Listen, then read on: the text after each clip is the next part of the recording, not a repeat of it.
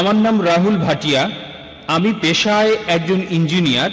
আমার প্রশ্নটা হলো, পবিত্র কোরআনে সূরা হজের ৪৭ নম্বর আয়াতে আছে, বলা হয়েছে তোমার প্রতিপালকের কাছে একদিন তোমাদের হিসাবে 1000 বছরের সমান। এছাড়াও সূরা সাজদার ৫ নম্বর আয়াতে আছে তোমাদের প্রতিপালকের একদিনের পরিমাপ হবে তোমাদের হিসাবে 1000 বছরের সমান। এরপর সূরা মারিজের ৪ নম্বর আয়াতে বলা হয়েছে ফেরেশতা এবং রূহ আল্লাহর দিকে ঊর্ধ্বগামী হয় এমন এক দিনে যার পরিমাণ পার্থিব ৫০,০০০ বছর। তাহলে একদিন সমান কত হবে, 1000 বছর না ৫০,০০০ বছর আল্লাহ তাআলার কাছে? আপনার নাম রাহুল, তাই না? জি। আপনি তো গতকাল সৃষ্টির 6 দিন নিয়ে আমাকে প্রশ্ন করেছিলেন। মাশাআল্লাহ, আপনাকে ভালোবাসি। আমিও আপনাকে ভালোবাসি।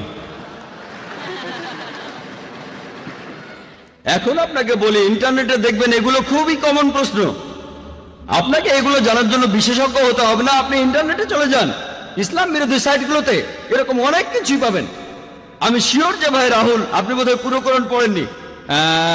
পুরোটা পড়িনি। আমিও জানি। এটা ছাড়াও আমার আরো প্রশ্ন আছে।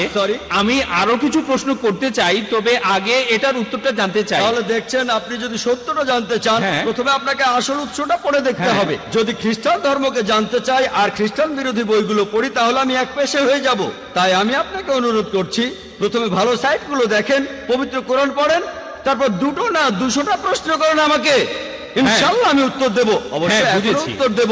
ওকে। তবে আমি দাওয়ার কাজে নিয়োজিত, এটা বুঝি যে লোকে ইসলাম বিরোধী সাইটগুলো দেখে, প্রথমে সেখানে নেগেটিভ পয়েন্টগুলো দেখে মেনে নিয়ে ইসলামের বিরুদ্ধে চলে যায়। ইসলাম সম্পর্কে জানতে হলে ভালো সাইটগুলোতে যান, এমন সাইটে যাবেন না যেমন অ্যানসারিং ইসলাম। এখানে আমি একটা কথা বলি, আপনার উত্তরটা দিচ্ছি, সমস্যা নেই। না, যেটা আমি বলছি, আমি আসলে আধা ঘন্টা ধরে ইসলাম সম্পর্কে ভালো কথা বলতে পারলাম।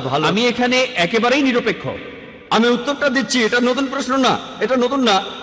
এই প্রশ্নের উত্তর অনেক আগে দিয়েছি আমি সবকিছু রেফারেন্স দিতে পারি। মাশাআল্লাহ ভাই, আপনি প্রশ্ন করলেন যে কোরআনে 2টো জায়গায় আল্লাহ বলেছেন একদিনের সমান হলো 1000 বছর। আরেক জায়গায় সূরা মারিজের 4 নম্বর আয়াতে উল্লেখ করা হয়েছে আল্লাহ তাআলার একদিনের সময়কাল হলো 50,000 বছর। এটা কি পরস্পর বিরোধী নয়?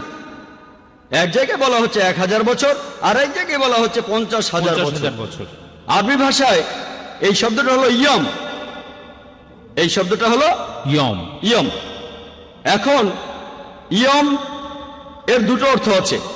একটা অর্থ হলো দিন, দিন দিন 24 ঘন্টা একদিন। অন্য অর্থটা হচ্ছে একটা সময়কাল, একটা যুগ। এটা যে কোনো একটা সময়কাল হতে পারে। তাহলে ইয়মের একটা অর্থ হলো দিন, আরেকটা অর্থ হলো একটা সময়কাল।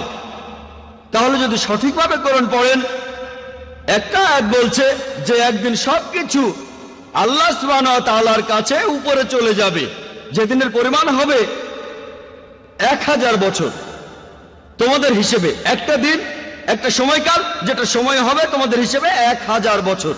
অন্য জায়গায় সূরা মারিজের 4 নম্বর আয়াতে উল্লেখ করা হয়েছে যে ফেরেশতাগণ যখন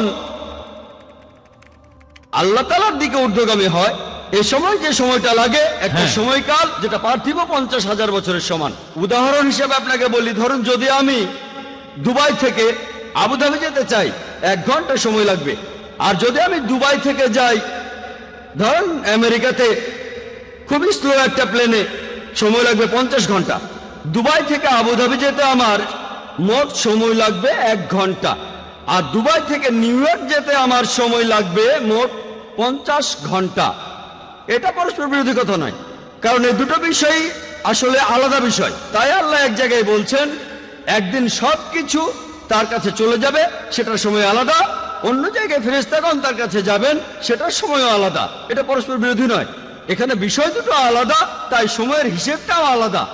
যদি অনুবাদ করেন দিন, 24 ঘন্টার দিন, তাহলে পরস্পর বিরোধী হবে। যদি অনুবাদ করেন এটা একটা সময়কাল, যেমন আল্লাহ বলেছেন তিনি এই বিশ্বজগৎ সৃষ্টি করেছেন মোট 6 দিনে, 6টি আয়ামে, এটা আসলে 24 ঘন্টার দিন নয়, তাহলে পরস্পর বিরোধী হবে। এই 6টা সময়কাল, 6টা যুগ, বিজ্ঞানীদেরও এ ব্যাপারে কোনো আপত্তি নেই। তাহলে এখানেও ইয়ামের অর্থ একটা সময়কাল। এই উত্তরগুলোর জন্য আমাদের ওয়েবসাইটে যেতে পারেন, irf.net, www.irf.net। ইনশাল্লাহ বেশিরভাগ প্রশ্নের উত্তর সেখানে পাবেন। আশা করি উত্তরটা পেয়েছেন। স্যার এখানে তাহলে দুইটা হলো আলাদা জিনিস। হ্যাঁ ঠিক। এক্সেলেন্ট। আচ্ছা, আর আর যে শব্দটা আপনি বললেন, শব্দ দুইটা আলাদা, একটা হলো দিন ইয়ম আর শব্দটার অন্যটা দুটো হলো অর্থ আছে। একটা অর্থ হচ্ছে 24 ঘন্টার দিন, অন্যটা হলো যুগ, সময়কাল। আর এই দুইটা জায়গাতেই ইয়ম শব্দটা বলা হয়েছে, একই শব্দ আছে। একই শব্দ হ্যাঁ। দিয়ে বোঝানো হচ্ছে একটা দিন বা যে তিনটা আয়াত বলেছেন সবগুলোতে, সূরা হাজে আছে, সূরা মারিজে আছে, এছাড়াও যেখানে বলা আছে যে আল্লাহ পৃথিবী আর আকাশমণ্ডলী সৃষ্টি করেছেন 6 দিনে, এখানেও ইয়াম শব্দটাই। এর বহুবচন হচ্ছে আইয়াম। একই শব্দ সূরা ফুসিলাতে, আপনি হয়তো রেফারেন্সটা ভুলে গেছেন, 9 থেকে 12 নম্বর আয়াত, এখানেও আইয়াম শব্দটাই আছে। ওকে, তাহলে এই শব্দটা দিয়ে বোঝায় একদিন অথবা তবে হতে পারে এখানে একটা অর্থটা হচ্ছে সময়কাল। একটা সময়কাল, একটা যুগ। আচ্ছা, আর এই সময়কালটা হতে পারে সময়কাল হতে পারে 1 ঘন্টা, হতে পারে 10 ঘন্টা, হতে পারে 10 বছর, হতে পারে 1000 বছর, 1 কোটি বছর। আর আর এই দুইটা আয়াত আসলে আলাদা বিষয়ের কথা ঠিক। বলছে। আশা এক্সেলেন্ট, করি উত্তরটা পেয়েছেন, আশা করি কনভিন্স হয়েছেন। سبحان